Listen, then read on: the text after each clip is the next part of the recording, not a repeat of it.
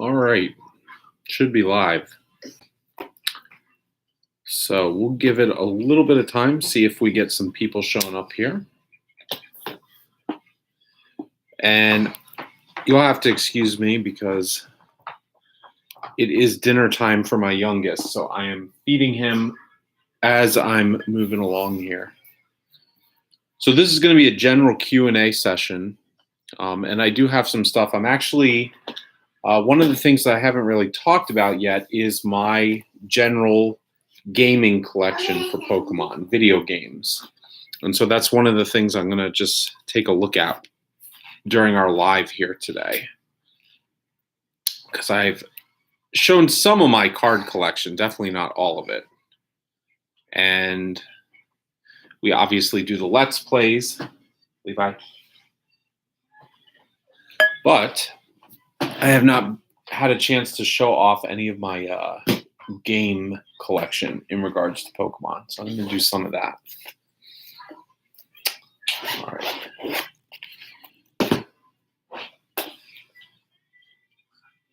I gotta close this curtain too.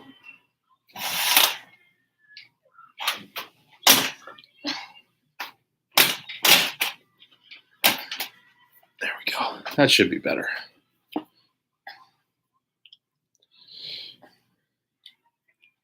Hold on. There you go. All right. So, speaking of my game collection, the first thing that I would show off is my 3DS. No, Daddy's going to show this off, okay? This was a special edition. This was released during the 20th anniversary for Pokemon. So back in 2016, it's actually kind of similar to how the card market is today. Nintendo 3DS products were in a shortage. Now, some people argued that they were artificially inflated. But when they started releasing things like this, it was very difficult to get a hold of. So they did one for Majora's Mask, Zelda Majora's Mask.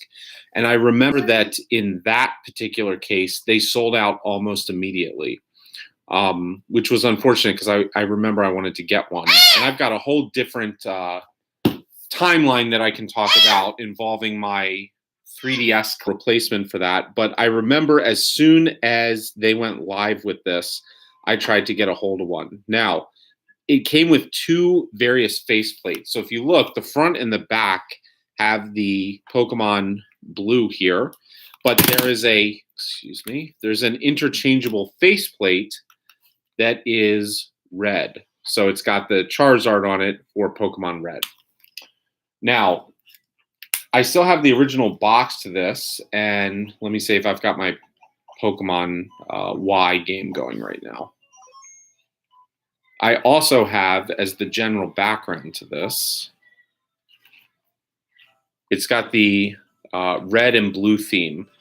So it's got your rival as well as red, and you can see that there. So that's my background there. And I've got a couple of games downloaded on there that are Pokemon related. So you can see I do have Sun and Moon, which is the one that is right down here. Okay, there's my X and Y game. And then there's a couple others that are in there, like the original downloadable games.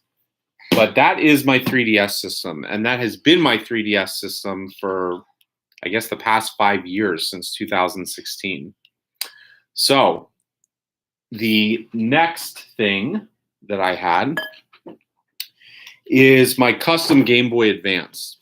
So this Game Boy Advance I ordered from online. It's got a backlit screen. So you'll see that the screen here is better lit than the traditional Game Boy Advanced models that originally came out.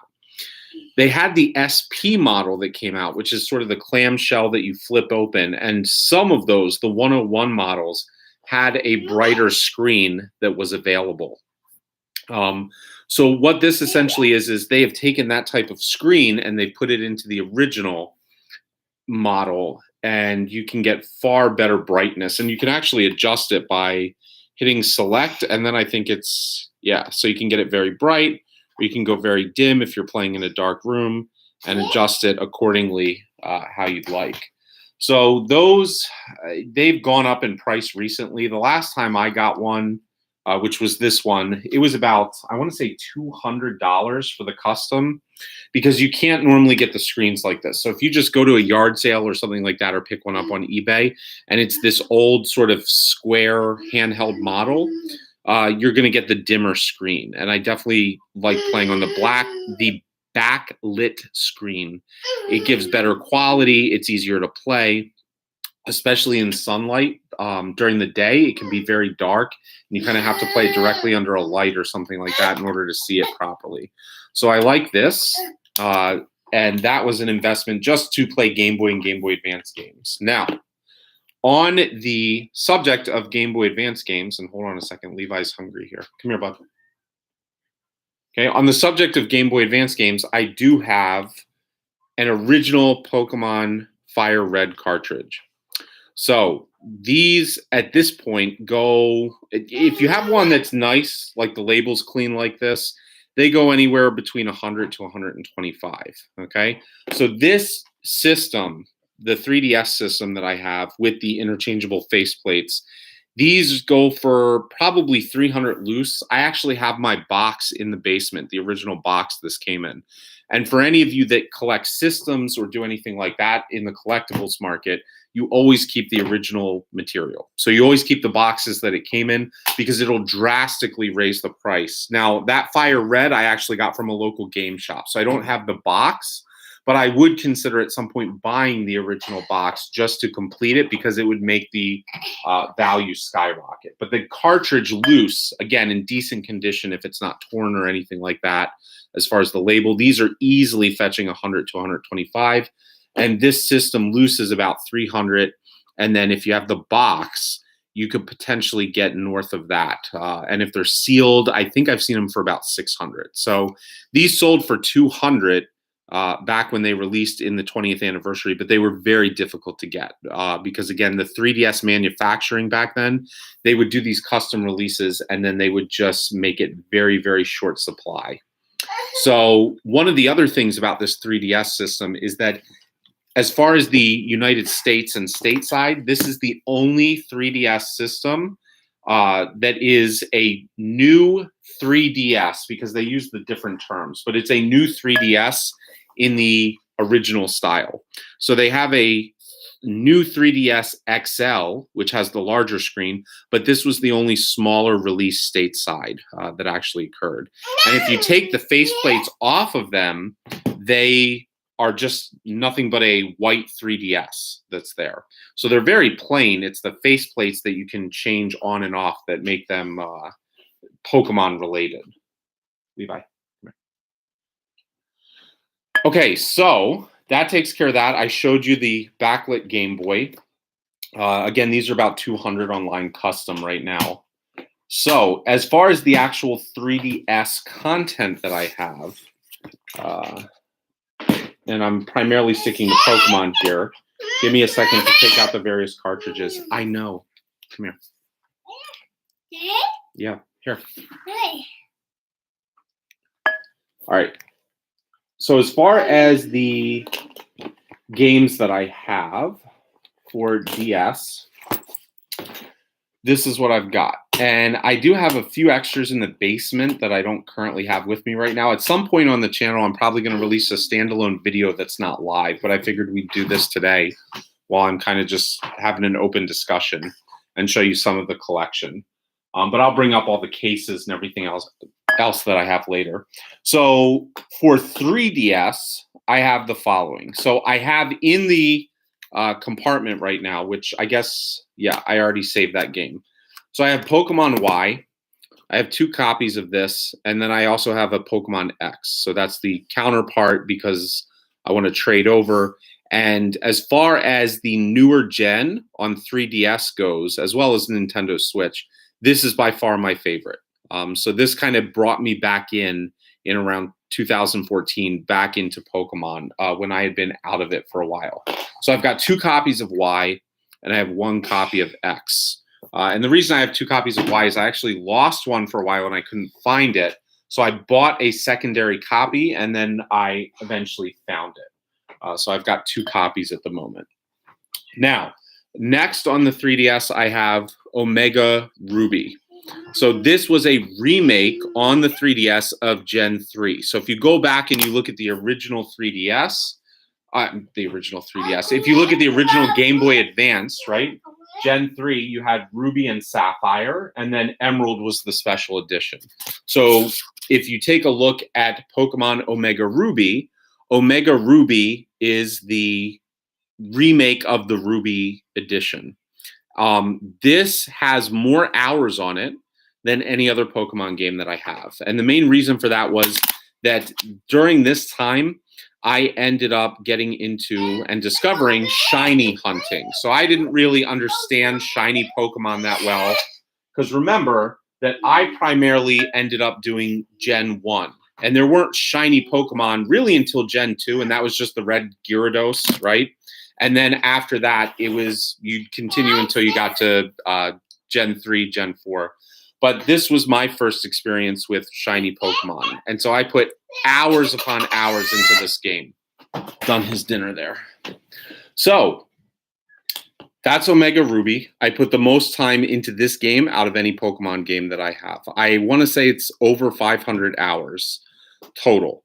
So this is where the bulk of my shinies, any shiny Pokemon that I own, primarily came from this, where I was breeding and hatching various Pokemon. That's the easiest way once you've completed the Pokedex. So next, here, you want to take this? You can take it. Okay, next is Pokemon Ultra Sun. So I did have Pokemon Sun, I had Pokemon Moon, excuse me. I had Pokemon Moon on the 3DS. So if you take a look at the 3DS, right here, okay, this right here, see if I can click it, right there. I have a copy of that. I actually have this digitally downloaded on here. So it was a time period where I just was constantly on the go because I was teaching at multiple colleges and I didn't want to keep switching cartridges out because I was doing a lot of shiny hatching on my original Pokemon Omega Ruby, and then I wanted to get into Pokemon Moon. So I downloaded a digital copy of that so that I wouldn't have to take multiple cartridges and switch them in and out. So I do have Pokemon Moon digitally on here. And then, can I have that, Levi, for 1 second? And then I have Pokemon Ultra Sun, which is the follow-up to that, the sort of the special edition that is in cartridge form. So I usually try to keep most of my stuff in cartridge form just because it's obviously more valuable as far as collection and assets are concerned. So moving back from that, after I'm done with the 3DS, so that's pretty much where it goes up to, right? The Ultra Sun and Ultra Moon were the last of the bunch. So going back to the DS era, if you take a look at what I've got, I have, and this is the most expensive of the Pokemon games that I have in my collection, Pokemon Soul Silver. So these were the remakes. There was Heart Gold and Soul Silver. These are the remakes of Gen 2. And Gen 2 is widely considered to be the best generation objectively as far as Pokemon games go. So this one is the remake of the original Silver game where you get to run through the entire Gen 2 and then you get to go back and rerun through Kanto, which would be Gen 1, right? So I do have this complete. I do have the entire case and everything else with that. I do not have the Pokewalker, which brings the value up more, but complete in box, those are about $200 right now. Now, one that I also have, and this has gone up very recently, is Pokemon Platinum. Now, the reason this has gone up is because you have the remakes that are being released later this year. So they are redoing Gen 4 on the Nintendo Switch, and they are going to re-release Pearl and Diamond. So Platinum is the sort of third edition or the special edition to that. So if you go all the way up through Gen 4, there was always a third game that was released, right? So it was Red and Blue, and then you had Yellow.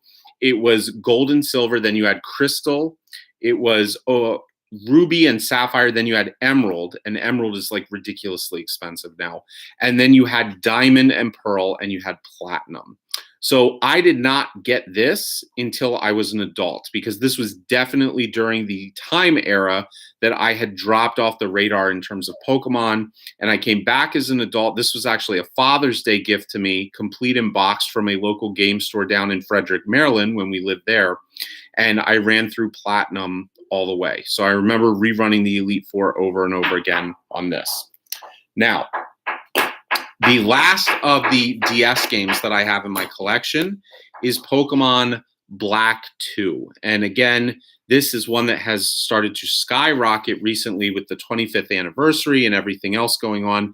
This game is on my pile of shame, because this is the only Pokemon game I have that I have not fully completed. I've gotten, I want to say, through the 6th gym in this game, but I have not completed this game. And what ends up happening is I'll start running through it, I'll get through it, and then I get distracted. There's other stuff going on. And I hate coming back to games a year later, 2 years later. I don't remember anything. I don't really remember where I'm at. And so I started over. And I've probably done that about 3 times with this cartridge, and I still haven't completed it. So at some point, maybe I'll do it as a Let's Play or something else. I need to get through Pokemon Black 2, because this is the only game in my collection and one of the only gens that I really have not completed, meaning I haven't finished all the gyms and gotten through the Elite Four, right? The Pokedex is extra material at the end. Now, I was very ambitious with completing the Pokedex in all of my 3DS games. So I have a full completed Pokedex in Omega. Again, I was shiny hunting after that, because your shiny odds increase greatly after you complete the Pokedex.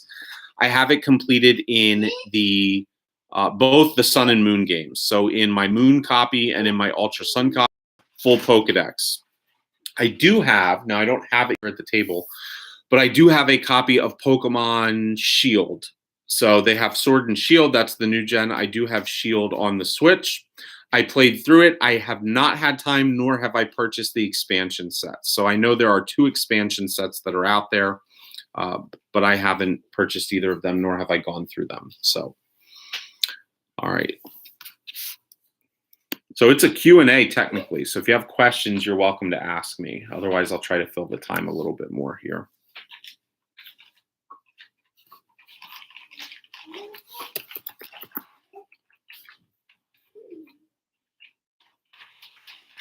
I'm sorry for my kiddo being noisy while he was finishing dinner here.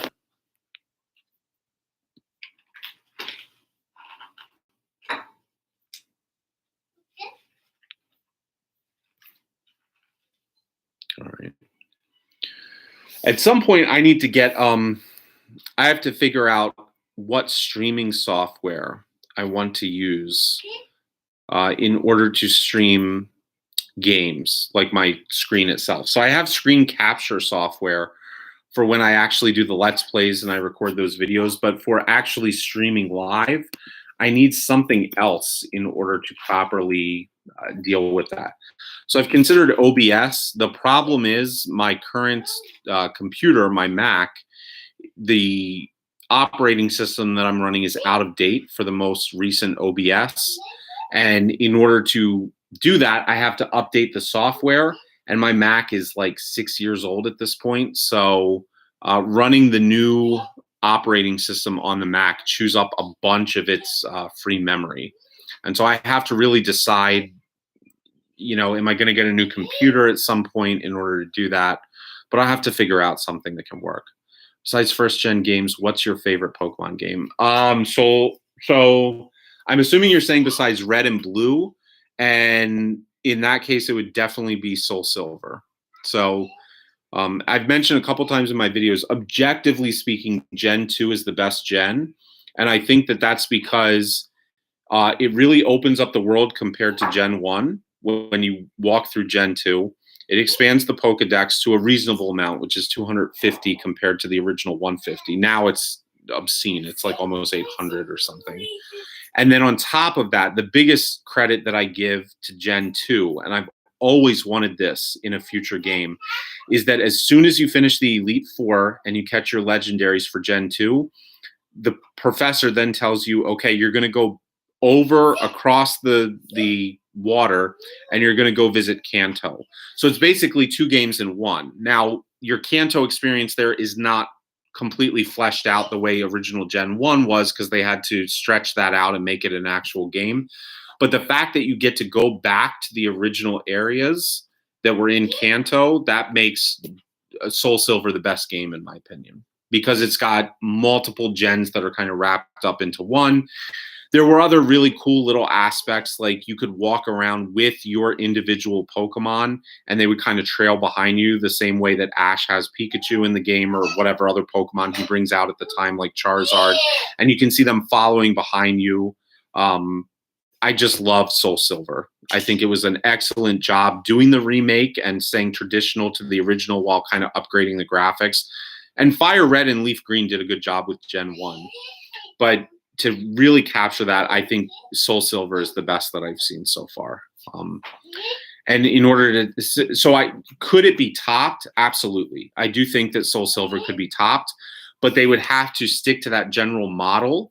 So my dream, as far as a Pokemon game would go, would be, okay, so you've got your new gen, you go through and you explore it. Do you want your cape on? You go through and you explore your new gen, right? You get through all the gyms, you get through your training, you get to the Elite Four, and afterwards, they have you go through every other possible gen, right? So it's like not just Kanto, but it would be like, okay, so you can go and you can revisit Hoenn, and you can revisit Johto, and you can revisit Unova, and you can revisit Kalos. So you basically do the current gen, and then it opens up every other gen to you, and you can travel to each one of those individual areas. You can battle all of their gyms. You can capture the various legendaries in their region. And I think that would be kind of the pinnacle experience, where it's like you don't just have a new game, but then you can pay tribute to and go back to every single region that exists. And that's what my hopes were, because it's like Gen 2 did it, and they did it right. And then after that, it fell off. And I understand, because when you were dealing with the Game Boy Advance, the idea of it became more complicated, right? Because your Game Boy Advance cartridges still had limited space. And so the idea that you were just going to pack every gen and roll it back into the previous gens becomes an overwhelming task. But now, when you're looking at something like the Nintendo Switch, you should have more than enough room to not only map out your current gen, but allow open exploration of all the other gens that would be in there. So that would be my ideal situation, is that you have not just that one new game or whatever it is, but then it completely opens up the floodgates to all the other gens after that. So yeah, that was a long-winded answer, but if you ever want the pinnacle Pokemon experience, that's my suggestion right there. And it could be Heart Gold too. I like Silver more than Gold. Part of that's because of my chemistry background, and I like the element Silver more than I like the element Gold. But yeah, so that's that answer. Yeah, and if you're thinking about getting it, if anybody came to me and said, what one Pokemon game would you suggest I get, I would say Soul Silver, Heart Gold. That's what it would be. Now get ready to pay a lot, to get a hold of it.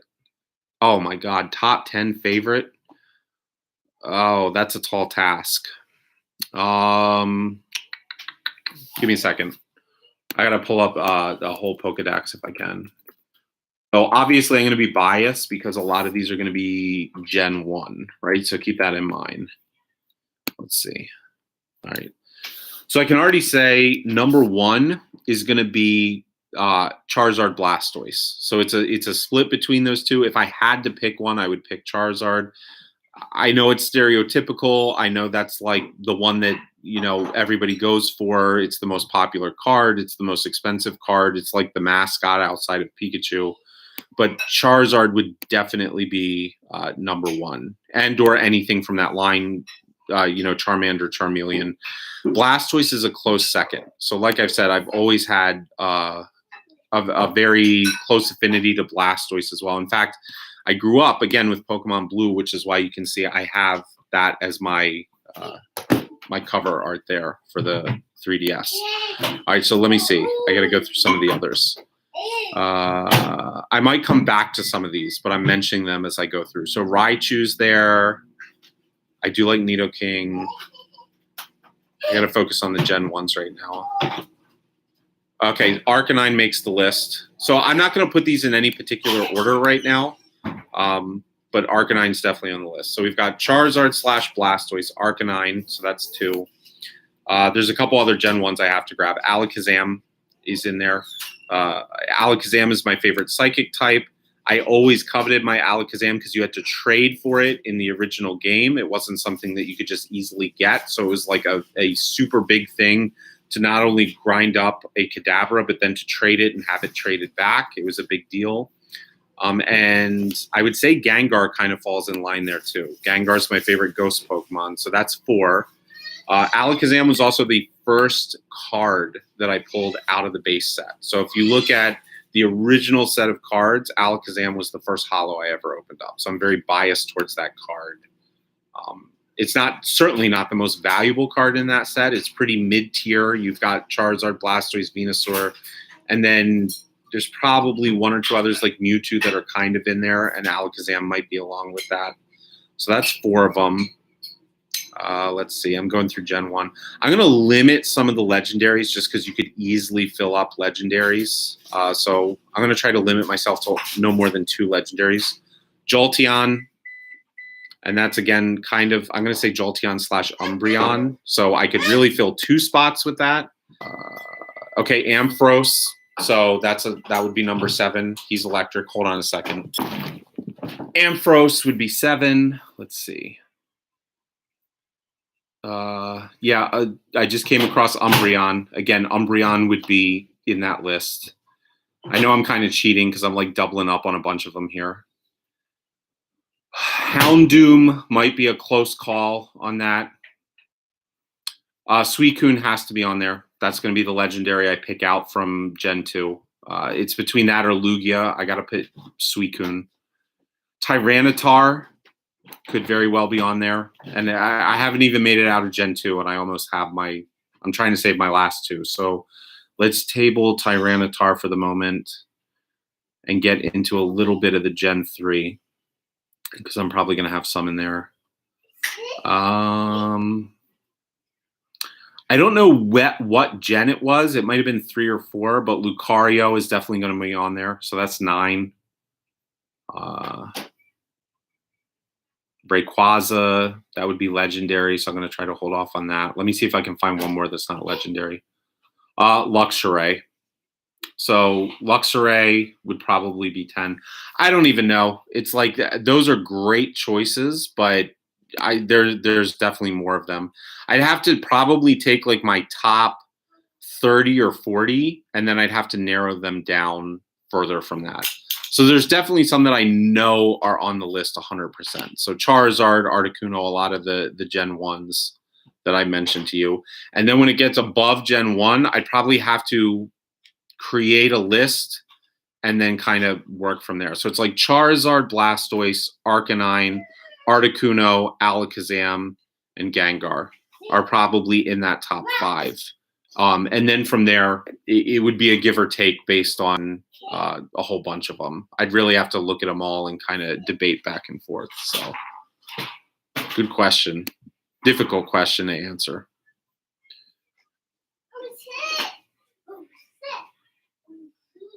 Yeah, see, I'm still looking. I'm into Gen 5 now, and I can still see more that I like. So it's so easy to forget how many of them there are as they've continued to expand and go through all of these different gens. Sweetheart, I don't know if that has batteries. I don't think that's working right now.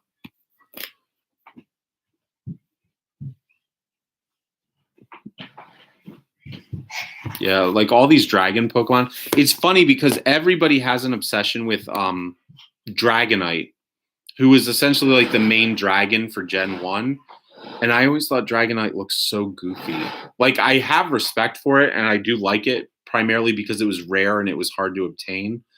But Dragonite was such a goofy dragon to me. When you compare it to, like, some of the others that are out there, like, you know, Rayquaza, and I was just like, it looks so goofy compared to something like Charizard. I just couldn't take it as seriously, but I still liked it. And I know what's Lance, who was the leader of the Elite Four, had basically an dragon army, but I just was like, I understand Dragonite's rare, but it just never appealed to me as far as the way it looked. Um, I don't know if I can pronounce it, but it's like Hydreigon. It's basically a take on Hydra. So they've got three of them. I know they're like the first evolution, I think, is called like uh, Dino, and then there's a two-headed one that's like Zweilious, and then you've got the three-headed one, and that's the Hydreigon or whatever it's called, and that one is pretty cool. And then Gyarados is technically dragon, so I like him too. But that's what I'm saying. It's like you look at Charizard, who they officially don't categorize as a dragon, but to me, I'm like, how is it not a dragon? It's flying. It's got a fire-based tail. It can breathe fire, right? So in my world, it's like I've got Gyarados, and I've got Charizard, and I've got all these like super awesome dragon types, and then it was like Dragonite was supposed to be the pinnacle of that, and I was like, I don't know, it just looks so non-intimidating to me when I think of a dragon type. So sorry for anybody that's a big Dragonite fan out there, but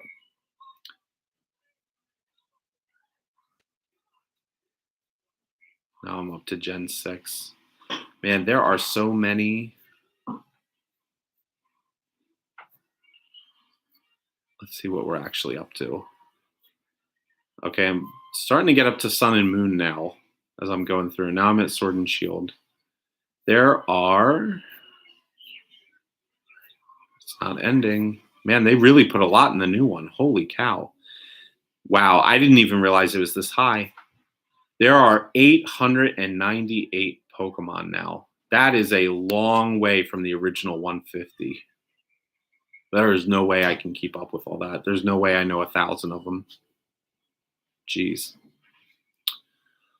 Thoughts on the legendary Pokemon from the new gens? In my opinion, they're kind of going overboard with them.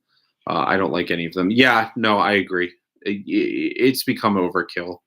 The Sun and Moon ones were okay. So, what was it? Lunala, which was like sort of the big bat dark one, and Soligo, was that the name of the Sun Lion or whatever? So they were kind of cool. They were at least unique enough, I feel like. Then I go back. So what was before Sun and Moon? The Omega remakes, that doesn't count because those are old school ones. That would be Groudon and Kyogre along with Rayquaza and Deoxys. And then you go back, Yveltal and Xerneas. So those were okay. The X and Y ones were okay. Again, I'd rate most of the ones from 3DS up to be okay if they're on the 3DS. And then the Sword and Shield one, they were just, they were very mid in terms of, I feel like but this is the problem, is that when you continuously expand and try to make new ones, you're going to run out of ideas. It's like, how many dog-based Pokemon can you make? How many dragon-based Pokemon can you make? And that's when they start getting into, oh, here's a Pokemon that's an apple. Here's a Pokemon that's an ice cream cone. And I'm just like, how about we just, revisit a gen, or in fact, make a new adventure, but instead of having to make new ones, just do a mixing and matching. So make a new region, but it pulls everything from Gen 1 to Gen 4 in, and you get a healthy mix and match in between there, right? Instead of forcing these new awkward, weird looking Pokemon that's like, oh, this one's a bowl of soup, this one's an ice cream cone. I'm just like, yeah, it really doesn't do anything for me. And I'm sure for some people they think it's, cute, or they like it or whatever. But yeah, I agree. The newer legendaries, it's like, I could take them or leave them most of the time.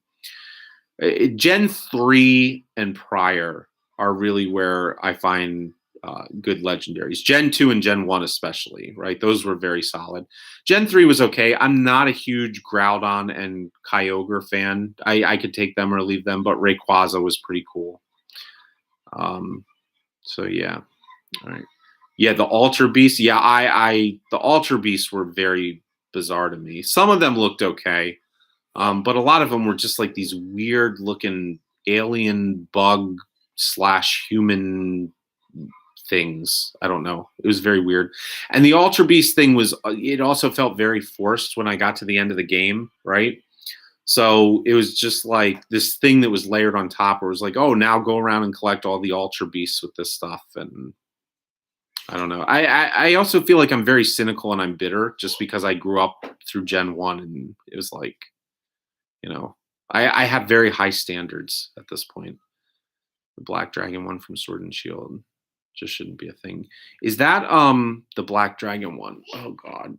I'm trying to think of the name now. I actually pulled the gold version of the card, which was worth money, but outside of the money factor, I was like, oh, okay. Eternatus, I think that's its name, right? Eternatus. And it's like they call it a dragon, but it almost just looks like all these weird polygonal shapes that are put together, like a Porygon on steroids, that they just went into geometry class, made a bunch of weird shapes and strung them together. And they were like, here's a Pokemon. I was like, come on, guys. You got to try a little harder than that. Yeah, the one that made other Pokemon grow huge. Yep. Yeah, that one was so that was one of the things as I played through Sword and Shield, and I'm looking forward to the Gen 4 remakes. Sword and Shield was okay, and that's the problem, is I feel like most of the experiences that I've had after X and Y have been okay. X and Y was pretty good for a new gen, and that's still dating it. I mean, X and Y I think was 2013, maybe 2014. So you'll be close to 10 years soon for X and Y. Sword and Shield has been the weakest release of the bunch that I've seen. And I know some people are crazy about it, but Sword and Shield for me just doesn't cut it. For the new Pokemon design, the one thing I will say about Sword and Shield was that I enjoyed the gym experiences. The first of all, the gym theme. When you fight the gym bosses, that theme was one of the most unique and intense themes for a gym fight that I have heard in a very long time. So I did like that. That grew on me. The one thing that I was a fan of outside of the gym battles was they had basically like that open world area. Now, not the whole thing was open world, but they essentially had like these large open areas that you could go and random Pokemon would spawn. So instead of necessarily getting a random encounter, you could go up and approach them. Now, it wasn't the first time that they've done that, because they definitely did that in Pokemon Let's Go on Switch, which was sort of like the filler between Ultra Sun and Moon, as they needed enough time to develop for the Switch. And it kind of has vibes of Pokemon Go. So you're around on the map and you can click on the ones you specifically want to interact with. But as far as the rest of the game is concerned, I just wasn't into it. And I definitely, for whatever reason, I can't get behind the Gigantamax. So it was like in X and Y, they already had Mega Evolution. And I was like, kind of lukewarm on that at first, and it was sort of, I was like, this kind of seems gimmicky, but okay. And then some of the Mega Evolutions grew on me, and I was like, well, at least they've got a different form, and it's temporary and all that kind of stuff. But the issue was, when you went into Mega Evolution, you were completely OP, so you were totally overpowered when you went into a Mega Evolution state, and it kind of sucked some of the fun out of the game. Hold on, my kid wants me to put something on the TV for him. So it kind of sucked some of the fun out of the game, because it was like you could just, anytime you were in a pinch, you could just use Mega Evolution. And it was like, oh, well, now I can beat anything that I want to. So I was like, well, that kind of takes away some of the intensity of the battles. And it's funny because I'm playing through X and Y right now, and I can tell as I'm getting involved in some of the battles pre-Mega Evolution that they're difficult. I would actually have some of my Pokemon knocked out, and I had to carry potions around. So I definitely appreciated that in terms of the challenge. But after a while, once you get the Mega Evolution, it starts to get a little bit too easy. I actually just evolved my Umbreon in that. But the Gigantamax or the Gigamax thing, or whatever they call it in Sword and Shield, I just wasn't a fan of that. I was like, so what? Your Pokemon just becomes massive, and then it can, you have two Pokemon that are massive that fight against one another. And again, it seemed very forced and contrived. It's like we're so out of ideas that all we're going to do is balloon the Pokemon up so that they're absolutely obscenely large, and then they're going to fight against one another like giant Pokemon. And I was like, sorry, this just seems stupid to me. I would rather have normal Pokemon battles with some sort of new mechanic than just making them super huge and then having them fight against one another with like ridiculous stat changes. And you can see that in the card game too, which I'm kind of critical of. So at first, when I returned to the card game during the XY era, I was kind of critical of the EX cards because I had come from like the base set and stuff. So it was like you had these EX cards and these Pokemon would have like 200, 250 hit points. I was like, what is this? This is ridiculous. These Pokemon are completely overpowered. And then I realized I was like, okay, so this is basically a generation of the card game where you fight with these overpowered Pokemon. There's not really room for the smaller Pokemon in the decks anymore, which I was like, that's not how I like to see it. I'd like to see a nice mix of it. But generally speaking, if you had a smaller Pokemon, it was primarily due to its abilities in the card game. So it would have some sort of ability you could use that would allow you to like attach multiple energy to your EX Pokemon to ramp them up faster or whatever it might be. But then when GX came along, I was like, okay, I'm even less friendlier to that than I am EX. And now when they have the V and the V Max, it's like I look at the V Max cards and they're like, oh, this Pokemon has like 350 HP and you can take 3 prize cards. And I'm just like, why would you? I feel like they've run out of ideas both in the game and in the card game, like the actual video games and the card game. And so their solution is just make everything bigger, give it more hit points, make it larger. Hold on 1 minute. You're not touching my video games. No, come on. But that's basically the solution, is make everything larger, make everything bigger, give it more hit points, and that will be, the new thing. So anyway, it's about 45 minutes in. So I think I'm going to end the stream, especially before my young one gets more fidgety. I will try to pump out some more content during the spring break that I have here. So I do have off tomorrow. I have off Monday and we have the weekend here. So I do have some time to try to get some material together and I will try to do that. I'll try to get some more Let's Play. I'll also try to do like some more card review and or video game actual videos instead of just the live stream. But thank you for joining me and I hope you guys have a good rest of your evening and I will see everybody later. So I actually just saw somebody else came on right now as I'm starting to wrap up here. So to my other subscriber and or random viewer, I'm sorry that you're catching me right at the tail end here. But I am getting ready to wrap up because it's been about a 45-minute stream here. So are there any final questions? Sound like I'm in the classroom. And I am the professor. Don't ever forget. All right. All right, guys, I'm going to go ahead and end the live at this point. You can rewatch it. It should be on the channel if you want to. I'll see if I can pop in at some point later, and I'll definitely try to get some more content out to you guys soon. So take it easy, everybody. Enjoy your week, and I will see people in the next live and or video. See you later.